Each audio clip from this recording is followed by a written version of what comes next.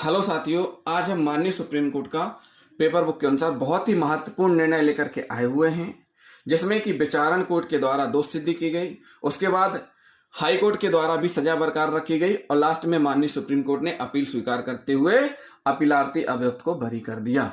साथियों, घटनाक्रम जो है वो हम आपको स्टेप बाय स्टेप बताएंगे। तो मामला क्या है, मामले पर नजर डाल लेते हैं।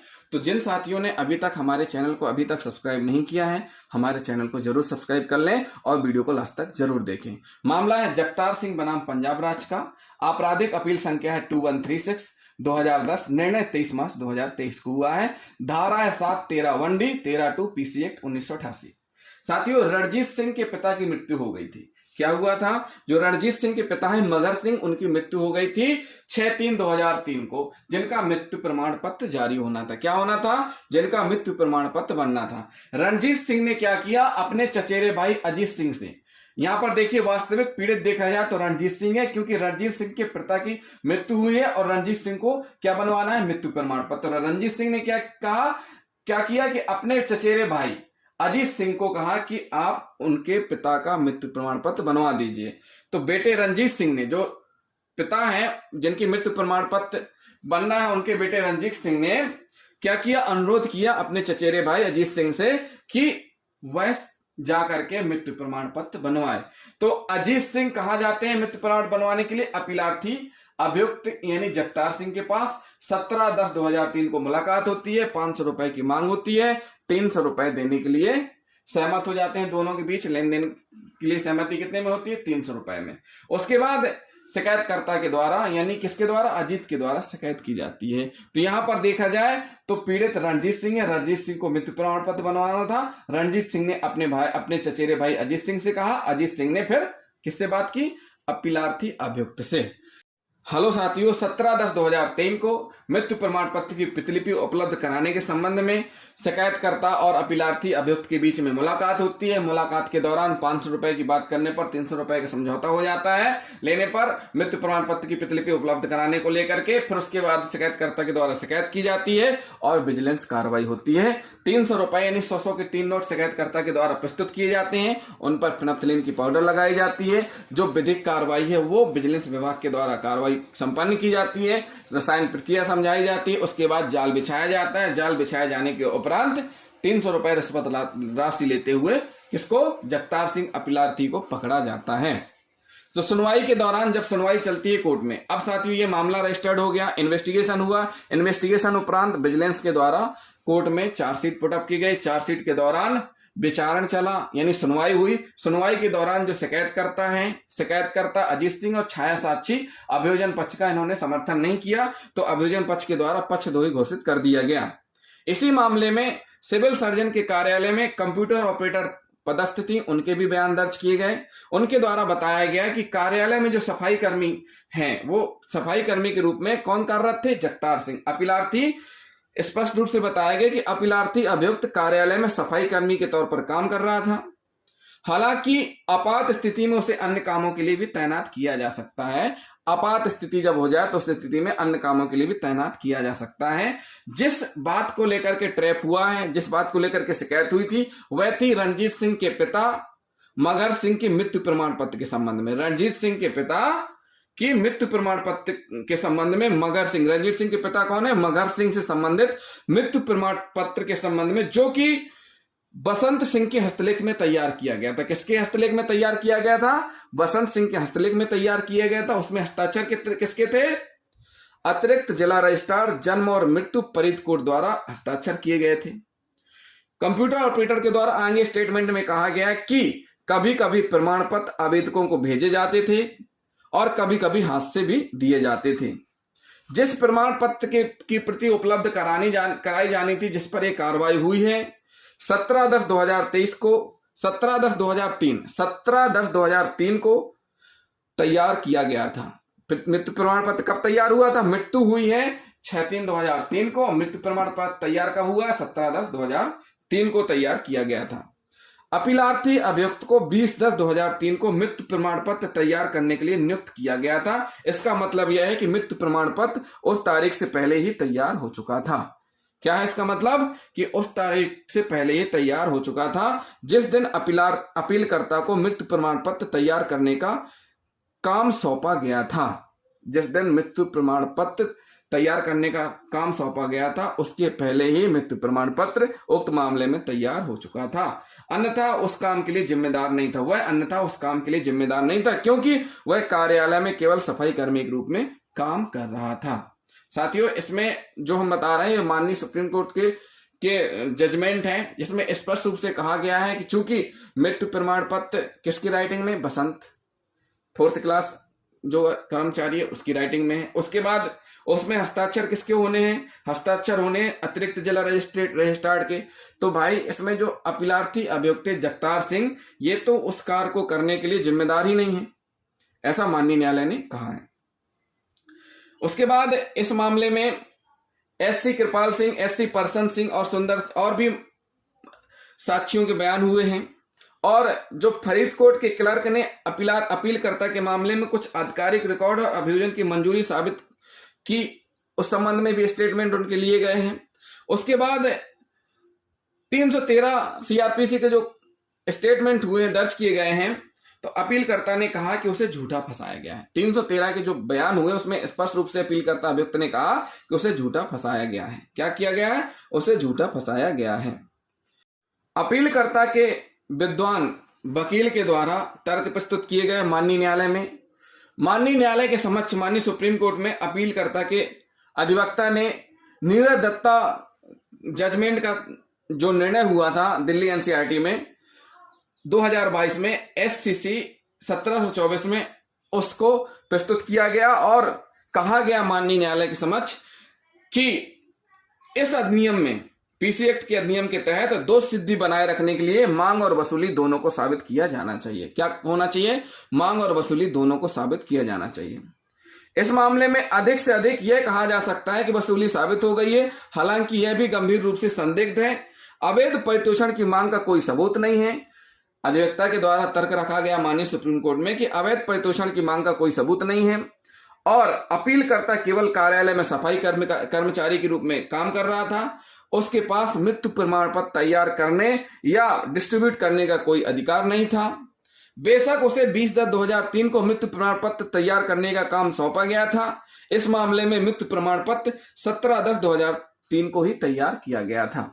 जो जिस बात की शिकायत हुई थी वह मृत्यु प्रमाण पत्र 17/10/2003 को ही तैयार हो चुका था और जब उसे कार्य सौंपा गया वो कब सौंपा गया था? 20/10/2003 को। दूसरी ओर राज्य सरकार के विद्वान वकील ने प्रस्तुत की अपनी बहस। कहा कि तथ्य यह है कि समान सीरियल नंबर वाले फिनेप्थलीन लेपित करेंसी ने नोट स्वतंत्र गवाहों की उपस्थिति में अपीलकर्ता से बरामद किए गए थे। यह अनुमान लगाया जा सकता है कि मांग की गई थी, इसलिए उसने अवैध रिश्वत स्वीकार की, इसलिए अपीलकर्ता की सजा बरकरार रखनी चाहिए, यह राष्ट्र के द्वारा कहा गया। माननीय सुप्रीम कोर्ट ने दोनों पक्षों को सुना। उसके बाद माननीय न्यायालय ने कहा कि अभियोजन पक्ष द्वारा मुद्दगत तथ्य के रूप में लोक सेवक द्वारा अवैध परितोषण की मांग और स्वीकृति का सबूत धारा 7 और 13 1D के तहत आरोपी लोक सेवक के अपराध को स्थापित करने के लिए एक अनिवार्य शर्त है। माननीय सुप्रीम कोर्ट ने कहा है कि स्वीकृति, मांग और स्वीकृति का जो सबूत है धारा 7 और 13 1D के तहत आरोपी लोक सेवक के अपराध को स्थापित करने के लिए एक अनिवार्य शर्त है, यानी कि उसके लिए अपराध सिद्ध तभी होगा ये जब दोनों चीजें हों। अभियुक्त के अपराध को सिद्ध करने के लिए अभियोजन पक्ष को पहले अवैध रिश्वत की मांग और उसके पश्चात उसकी स्वीकृति के तथ्य के रूप में साबित करना होता है। माननीय न्यायालय ने कहा इस विवादक तथ्य को या तो प्रत्यक्ष साक्ष्य द्वारा सिद्ध किया जा सकता है जो मौखिक साक्ष्य अथवा दस्तावेजी साक्ष्य की प्रकृति का हो सकता है। इसको कैसे साबित किया जा सकता है? प्रत्यक्ष साक्ष्य द्वारा भी साबित किया जा सकता है और जो कि मौखिक और दस्तावेजी साक्ष्य की प्रकृति का भी हो सकता है। इसके अतिरिक्त इस विवादित तथ्य को, अर्थात जिस पे बहस चल रही है मांग और स्वीकृति को लेकर के, इस तथ्य को, विवादित तथ्य को अर्थात अवैध परितोषण की मांग और स्वीकृति का प्रमाण प्रत्यक्ष, मौखिक और दस्तावेजी साक्ष्य के अभाव में परिस्थितिजन्य साक्ष्य द्वारा भी साबित किया जा सकता है। अगर मान के चलिए प्रत्यक्ष मौखिक और दस्तावेजी साक्ष्य उपलब्ध नहीं है तो परिस्थितिजन्य साक्ष्य के द्वारा भी साबित किया जा सकता है। अर्थात लोक सेवक द्वारा अवैध परितोषण की मांग और स्वीकृति को साबित करने के लिए निम्नलिखित बातें ध्यान में रखना होगा, माननीय सुप्रीम कोर्ट ने कहा। तो हम एक एक करके आपको बताएंगे कौन कौन सी ऐसी बातें हैं जिनको ध्यान में रखने के लिए माननीय सुप्रीम कोर्ट ने कहा है। माननीय सुप्रीम कोर्ट ने कहा है कि लोक सेवक के द्वारा बिना मांग किए अगर उसको भुगतान की पेशकश की जाती है, पॉइंट नंबर 1 में स्पष्ट रूप से कहा गया है कि जो रिश्वत देने वाला है लोक सेवक है, लोक सेवक ने इससे कोई मांग नहीं की है, लेकिन रिश्वत देने वाले के द्वारा पेशकश की जाती है रिश्वत की। क्या की जाती है?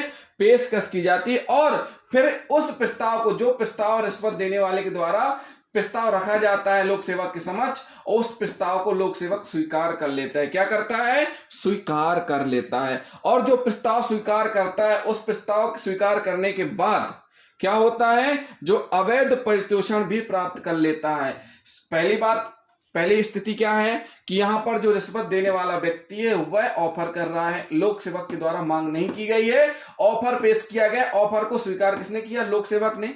अब लोक सेवक ने उस ऑफर को, जो ऑफर पेश किया गया, उसको स्वीकार कर लिया जाता है। किसके द्वारा? लोक सेवक के द्वारा। और ऑफर स्वीकार होने के बाद लोक सेवक के द्वारा अवैध परितोषण प्राप्त कर लिया जाता है। क्या कर लिया जाता है? अवैध परितोषण प्राप्त कर लिया जाता है। तो पीसी एक्ट की अधिनियम, जो पीसी एक्ट का अधिनियम है, उसकी धारा 7 का यह स्वीकृति का मामला माना जाएगा। क्या माना जाएगा? कि धारा 7 के अनुसार स्वीकृति का मामला माना जाएगा कि ऑफर दिया गया, ऑफर देने के बाद स्वीकार हुआ, स्वीकार होने के बाद अवैध परितोषण की प्राप्ति भी लोक सेवक के द्वारा कर ली गई, तो यह माना जाएगा कि धारा 7 के अनुसार स्वीकृति का मामला है।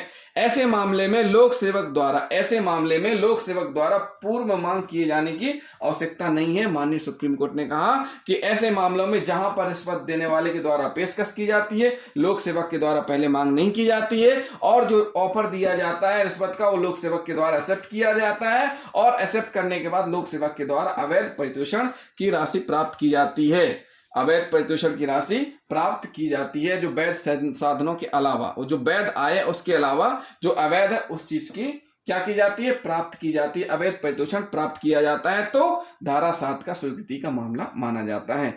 दूसरी ओर, ये पहला हो गया। दूसरी ओर, यदि लोक सेवक कोई मांग करता है शिकायतकर्ता से, तो रिश्वत देने वाला मांग स्वीकार कर लेता है। तो रिश्वत देने वाला क्या करता है? यहां पर मांग स्वीकार कर लेता है। ये उल्टी कहानी। यहां पर रिश्वत देने वाले के द्वारा क्या की जाती है? पेशकश। फिर लास्ट में लोक सेवक स्वीकार कर रहा है। यहां पर लोक सेवक के द्वारा मांग की जाती है और रिश्वत देने वाला व्यक्ति क्या कर रहा है? उस मांग को स्वीकार कर लेता है और मांगी गई रिश्वत देता है। और जो मांगी गई रिश्वत किसको देता है? लोक सेवक को। और लोक सेवक क्या कर रहा है?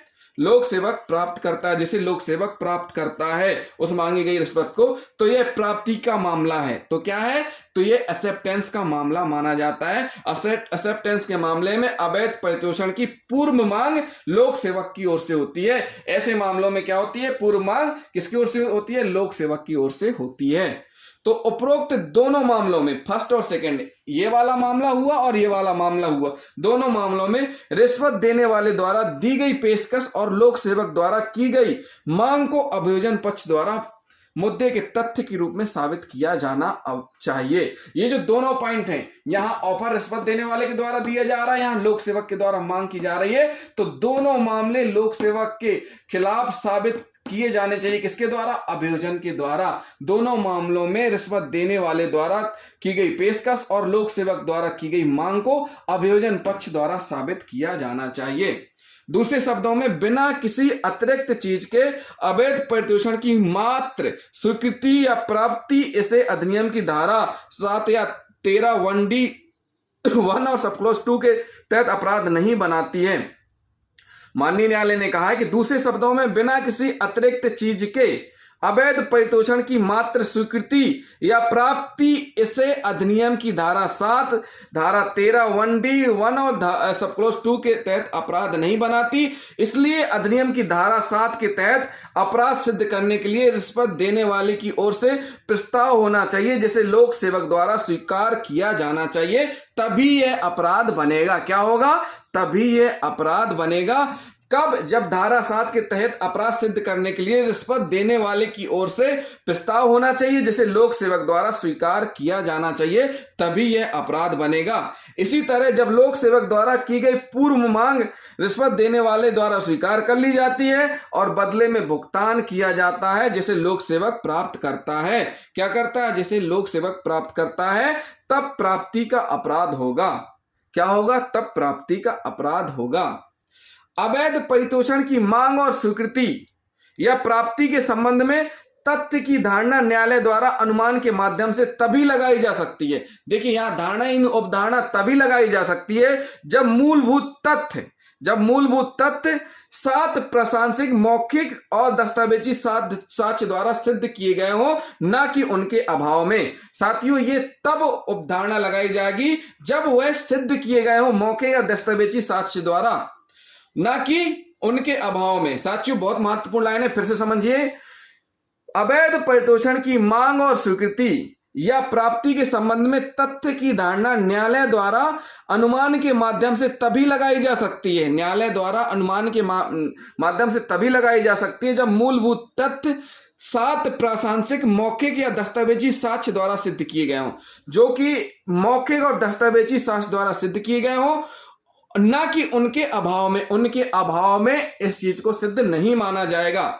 रिकॉर्ड पर मौजूद सामग्री के आधार पर, जो माननीय न्यायालय के समक्ष, सुप्रीम कोर्ट के समक्ष जिस सामग्री मौजूद है, रिकॉर्ड पर मौजूदा सामग्री के आधार पर न्यायालय के पास इस बात पर विचार करते समय तथ्य की धारणा बनाने का विवेक है कि मांग का तथ्य अभियोजन पक्ष द्वारा सिद्ध किया गया है या नहीं। मांग का तथ्य अभियोजन पक्ष द्वारा सिद्ध किया गया है या नहीं। बेशक तथ्य की धारणा और अभियुक्त द्वारा खंडन के अधीन है। बेशक तथ्य की जो धारणा है वह अभियुक्त द्वारा खंडन के अधीन है और खंडन के अभाव में धारणा कायम रहती है। साथियों इसमें जो महत्वपूर्ण बात है, उपधारणा, जो उपधारणा बनाई जाती है अभियोजन पक्ष द्वारा वो खंडनीय है, उसको खंडन किया जा सकता है अभियुक्त के द्वारा। अगर अभियुक्त के द्वारा खंडन नहीं किया जा सकता है, अगर अभियुक्त के द्वारा खंडन नहीं किया गया तो फिर धारणा कायम रहती है। धारणा क्या रहती है? धारणा कायम रहती है, उपधारणा। यदि शिकायतकर्ता पक्षद्रोही हो जाता है या उसकी मृत्यु हो जाती है या वह सुनवाई के दौरान अपनी गवाही देने के लिए उपलब्ध नहीं होता है तो अवैध परितोष की मांग किसी अन्य गवाह की गवाही देकर साबित की जा सकती है। अन्य गवाह की गवाही से भी साबित की जा सकती है, जो मौखिक रूप से या दस्तावेजी साक्ष्य के माध्यम से फिर से गवाही दे सकता है, जो कि क्या कर सकता है? गवाही दे सकता है मौखिक या दस्तावेजी रूप से। यह अनुमान परिस्थितिजन्य साक्ष्य द्वारा मामले को साबित कर सकता है और साथ ही साथ परिस्थितिजन्य साक्ष्य के आधार पर भी साबित किया जा सकता है। मुकदमा समाप्त नहीं होता है और न ही इसके परिणाम स्वरूप आरोपी लोक सेवक को दोष मुक्त करने का आदेश दिया जा सकता है। किन आधारों पर? जब शिकायतकर्ता पक्षद्रोही हो जाता है, शिकायतकर्ता की मृत्यु हो जाती है या वह सुनवाई के दौरान अपनी गवाही देने के लिए उपलब्ध नहीं होता है, तो इस स्थिति में मुकदमा समाप्त नहीं होता है और न ही इसके परिणाम स्वरूप आरोपी लोक सेवक को दोष मुक्त करने का आदेश दिया जाता है। जहां तक माननीय न्यायालय ने कहा है कि जहां तक अधिनियम की धारा 7 का सवाल है, जो धारा 7 है, धारा 7 का सवाल है पीसी एक्ट की, तो मुद्दे में तथ्यों के प्रमाण पत्र धारा 20 न्यायालय को अनुमान लगाने का अधिकार देती है।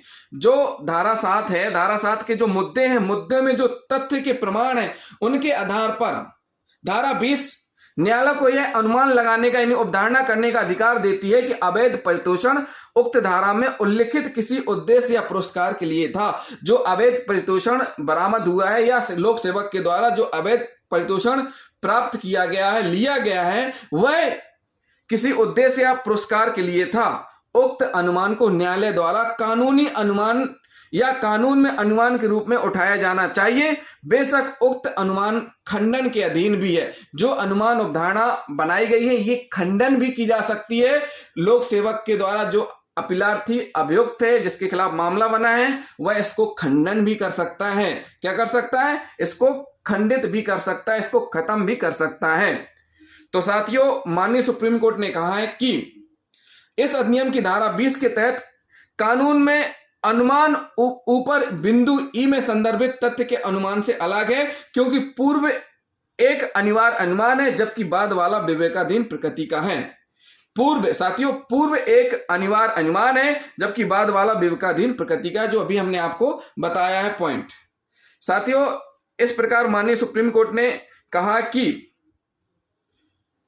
संविधान पीठ के विचारार्थ भेजे गए प्रश्न का उत्तर निम्नानुसार है। माननीय न्यायालय ने कहा है कि शिकायतकर्ता के साक्ष्य प्रत्यक्ष, प्राथमिक, मौखिक, दस्तावेजी साक्ष्य के अभाव में अभियोजन पक्ष द्वारा प्रस्तुत अन्य साक्ष्यों के आधार पर अधिनियम की धारा 7 और धारा 13(1)D के साथ धारा 13(2) के तहत लोक सेवक की दोषिता दोषी का अनुमान लगाना स्वीकार है।